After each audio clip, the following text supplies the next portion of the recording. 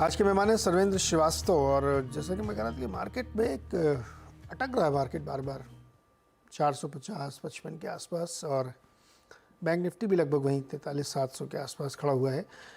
एक राय ले लेते हैं। सर्वेंद्र जी, अटक रहा है क्या मार्केट?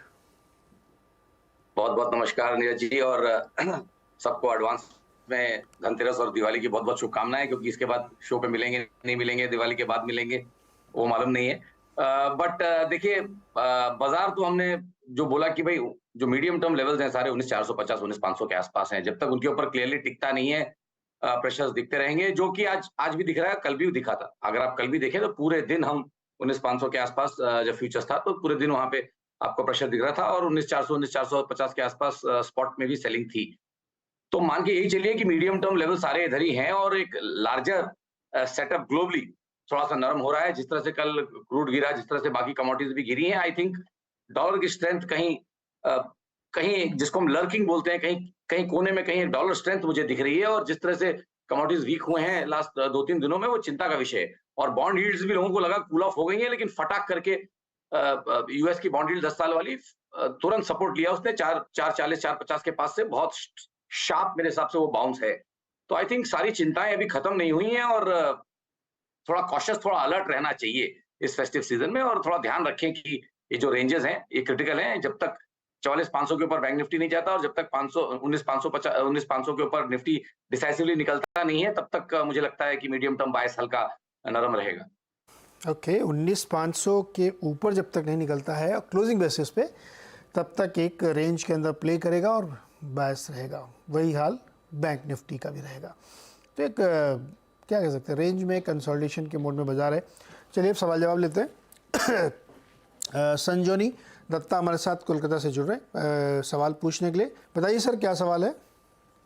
सर मेरे पास बिरला सॉफ्ट है 355 रुपीज पर 300। तो इसका स्टॉप लॉस और टारगेट बता दीजिए। बिरला सॉफ्ट का टारगेट और स्टॉप लॉस सर्वेंद्र जी 300।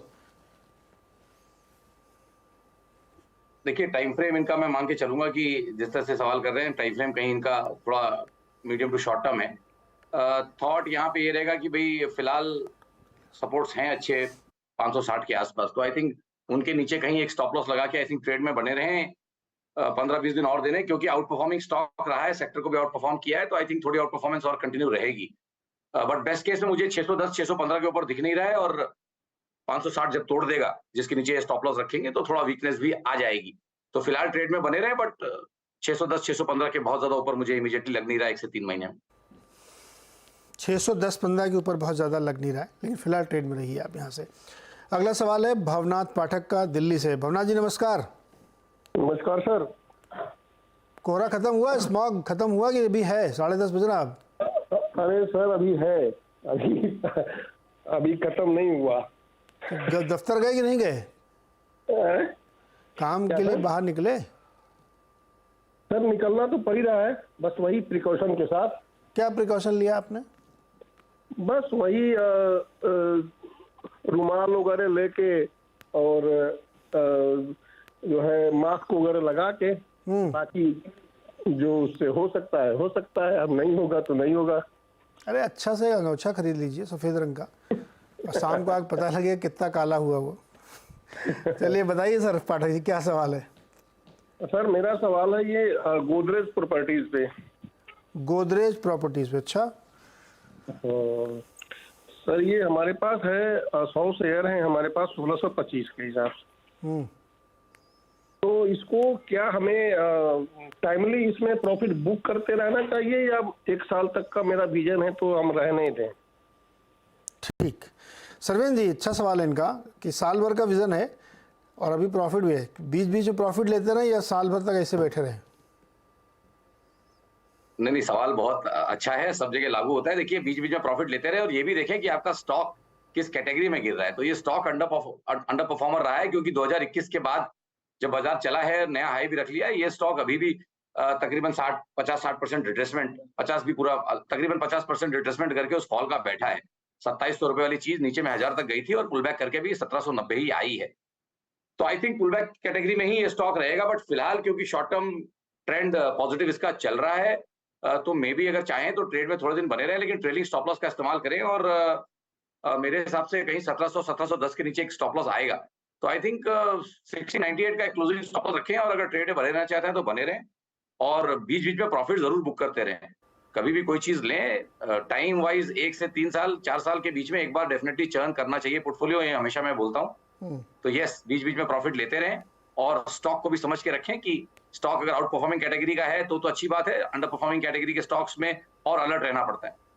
ओके, बीच बीच में प्रॉफिट लेते रहिए पाठक जी, आप स्टॉप लॉस वगैरह लगा के रखिए और अगर आपको यही पसंद है तो जब नीचे आए तो लीजिए, ऊपर आए तो बेचिए, ये इसका एक तरीका हो सकता है। सरवीन जी 2 मिनट रुकिएगा, एक आइडिया फोर्ज पे चर्चा कर ले। कंपनी का मुनाफा आया सेकंड क्वार्टर में 77% गिर गया है, आमदनी भी 41% गिर गई है, मार्जिन 9.8 से घटकर 3.8% पर आ गए हैं। कंपनी के सीईओ अंकित मेहता जी हमारे साथ हैं। अंकित भाई नमस्कार। अंकित जी नमस्कार नीरज जी। अरे ये क्या हो गया, ये बड़े खराब रिजल्ट दिख रहे हैं, क्या है चक्कर, क्या है?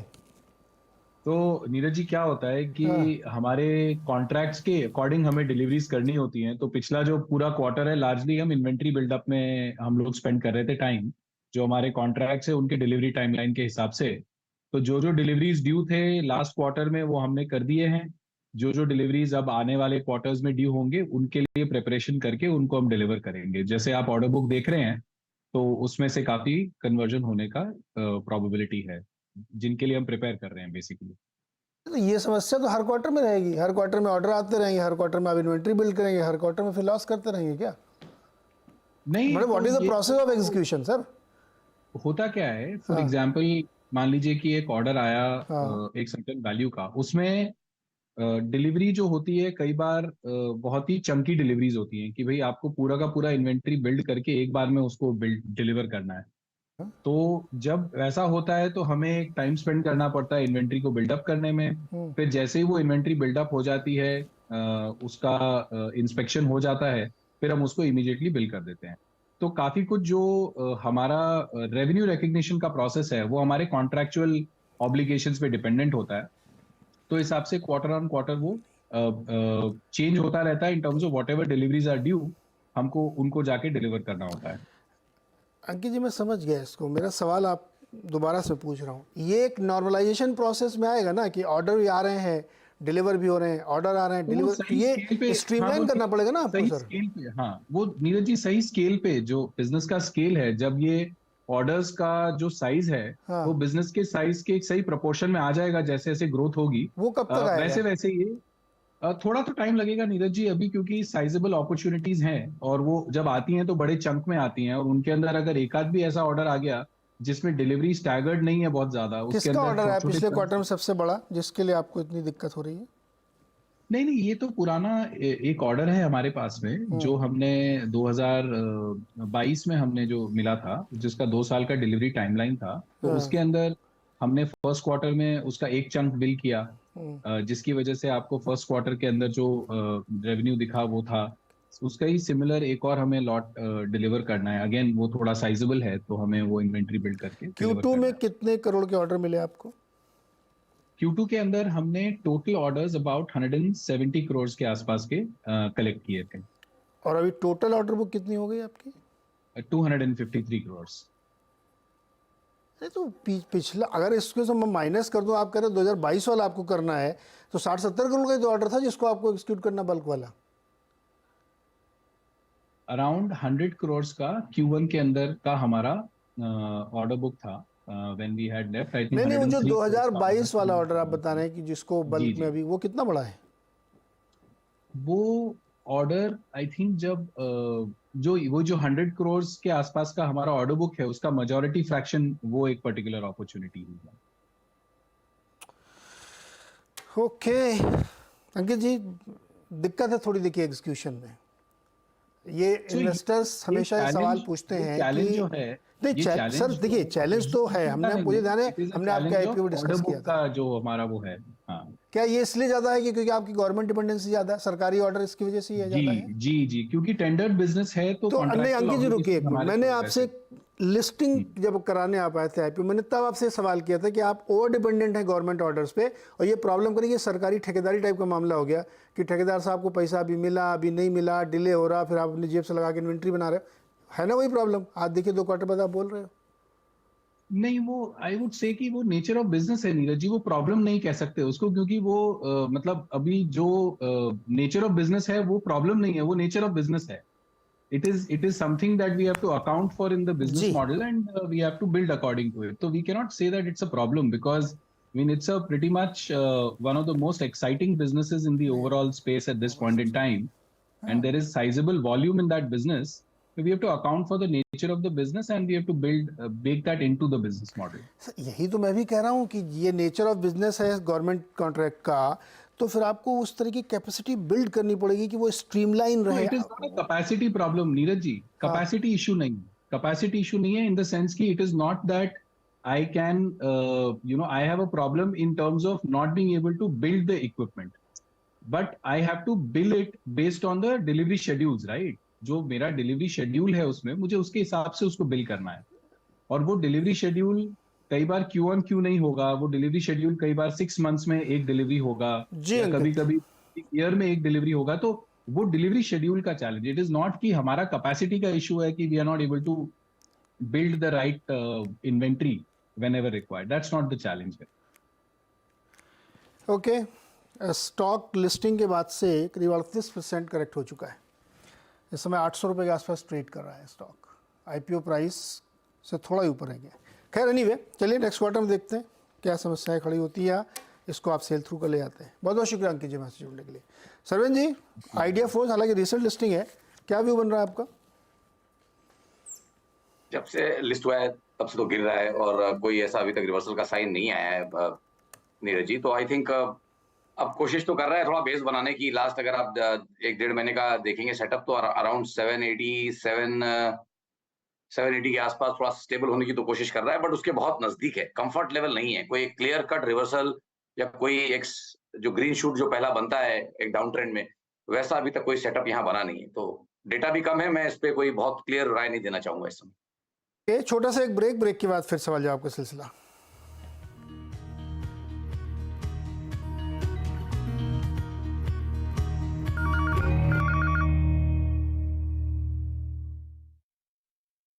स्वागत एक बार फिर से आपका, और फटाफट सवाल लेते हैं। पुनीत नई दिल्ली से जुड़ रहे हैं। पुनीत जी नमस्कार, पूछिए सवाल सर। सर मेरे पास अपोलो माइक्रो सिस्टम का है 500 शेयर 120 रुपये, तो सर 3 मंथ्स में क्या इसका व्यू बनता है? सरवीन जी, अपोलो माइक्रो 3 महीने में क्या व्यू बनता है? देखिए यहाँ पे मुझे जो लग रहा है, जो मुझे प्रिलिमिनरी सेटअप देख के लग रहा है, थॉट यही है कि आई थिंक 3 महीने के लिए पूछेंगे तो मोटा मोटी मुझे लगता है कि रेंज में ही रहेगा स्टॉक, और जो रेंज मुझे दिख रही है वो तकरीबन दिख रही है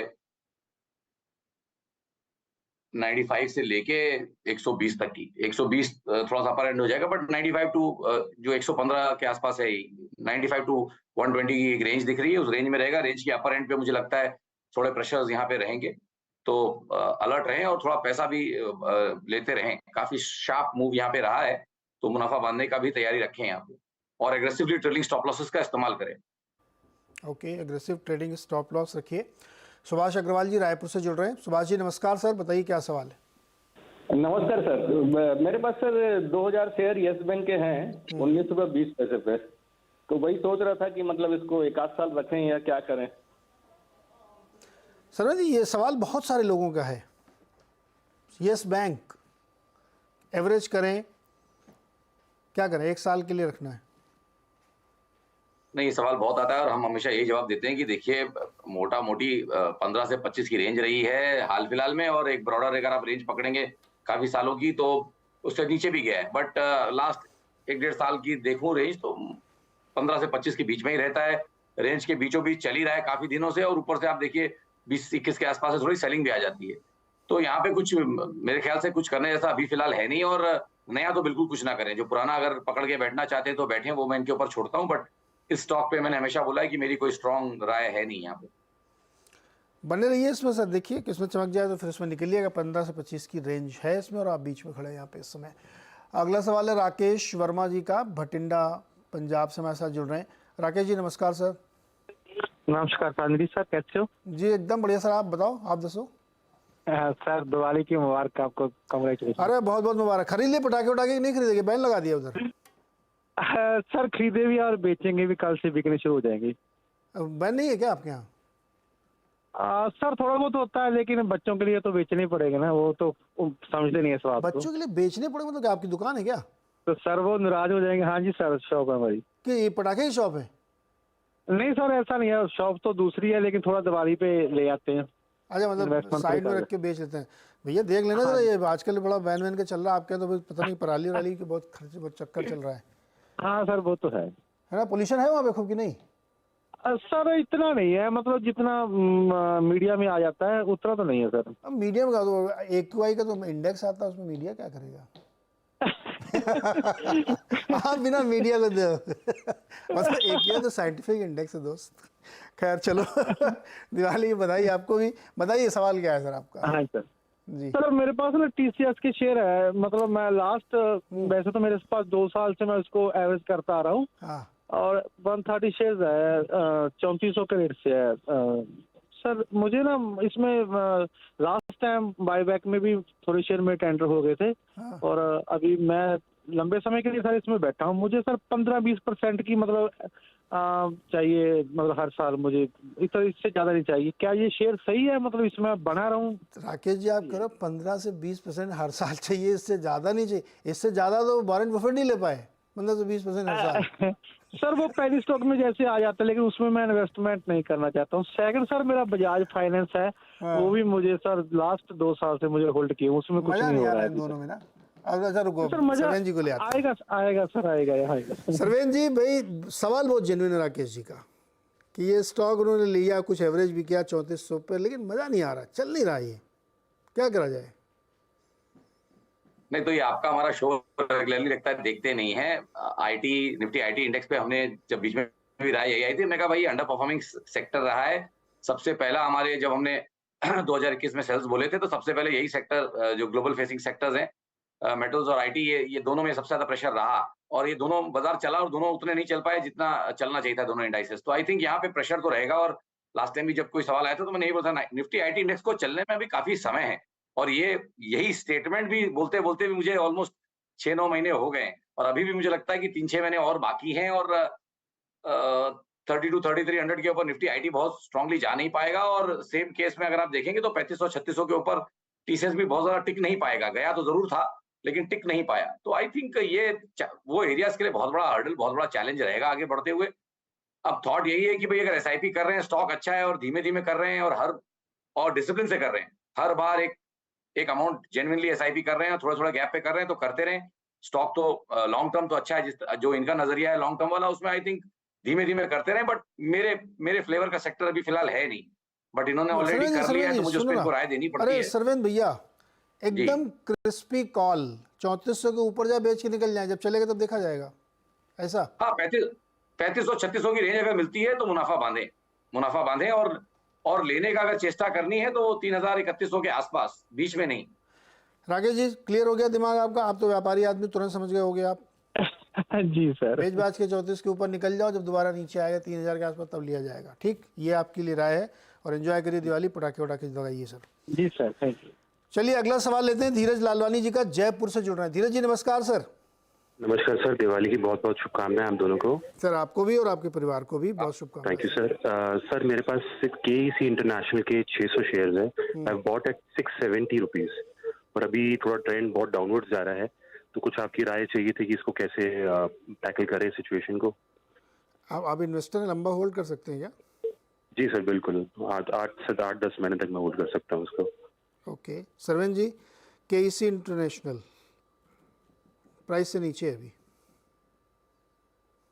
नहीं देखिए, पहले तो बोलूं 8-10 महीने का विजन इन्वेस्टिंग और लॉन्ग टर्म का नहीं है, तो टाइम फ्रेम्स अपने थोड़े ठीक करें। फिलहाल आई थिंक स्टॉक में चैलेंजेस हैं मेरे हिसाब से।